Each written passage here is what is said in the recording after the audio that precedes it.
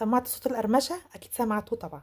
الصوت ده يا جماعة بجد فعلا تحفة. البطاطس دي رهيبة رهيبة رهيبة. جربوها بجد، لان انا دايما كنت بفكر البطاطس دي بطاطا. كل ما اشوفها في السوق اقول ايه البطاطا المدورة دي، ايه البطاطا المدورة دي، لحد ما لقيت الراجل بتاع البطاطس بينادي بتاعة الشيبسي يا بطاطس، بتاعة الشيبسي يا بطاطس. رحت سألت قالوا لي ايوه دي بطاطس بتاعة الشيبسي. قلت اما اجيبها بقى واجربها، بجد فعلا تستاهل التجربة يا جماعة، حلوة جدا جدا. وكمان رخيصة دلوقتي في السوق، مالية السوق ورخيصة جدا. الكيلو ب5 جنيه، وبجد حلوة قوي قوي.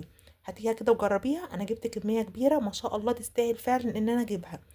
هاتيها كده بقى وقشريها، ولو عندك القطاعة بتاعت الشيبس دي قطعيها بيها، او بالسكينة قطعيها رفيعة جدا جدا. وهاتي بقى زيت سخن واعمليها فيها. بس انا عايزه اقول لك حاجه، لما تحطيها في ميه ولا تحطي معاها ولا خل ولا ملح ولا اي حاجه خالص. هي مش محتاجه اي حاجه ابدا. القطاعه دي رخيصه جدا، ممكن تشتريها من اي مستلزمات منزليه وتعملي بيها برضه لو مش موجوده عندك. هتجيبي بقى الزيت السخن كده. اهم حاجه تسخني الزيت وتحطيه في طاسه كويسه كده تكون غويطه، وتحطي فيها كميه زيت كويسه، وتنزلي بقى كده بالبطاطس اللي انتي قطعتيها رفيعه قوي قوي. بس وسعيهم كده في الاول علشان ايه؟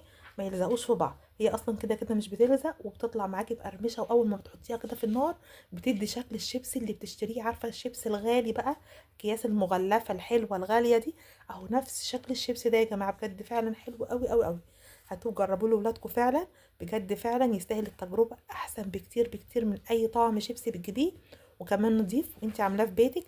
مهما يكون الزيت اللي انت بتستخدميه مش صحي، افضل 1000 مرة من الزيت اللي انت بتجيبيه من بره، او الشيبس اللي انت بتجيبيه من بره، اللي انت مش عارفه اصلا هو ايه الحاجات اللي هو اتقلى فيها.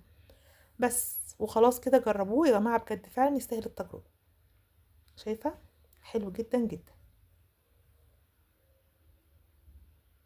كنت كل ما اروح السوق اشوفها افكرها بطاطا كده، ايه شكلها غريب ولا حاجه، بطاطا مدوره، لان انا عارفه شكل البطاطس اللي هي لونها اصفر، او البطاطس اللي بيبقى فيها لونها طين كده، اصفر وفيها طين كده، او فيها رمل. لكن دي لا، بطاطس لونها احمر كده.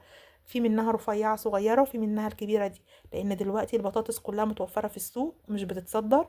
فرخيصه جدا يا جماعه، الكيلو ب5 جنيه بس. يعني انا الكميه اللي انا جايباها كلها كانت الكيلو فيها ب5 جنيه. شايفه الجمال؟ حلوه قوي، مش بتشرب زيت ابدا ابدا ابدا.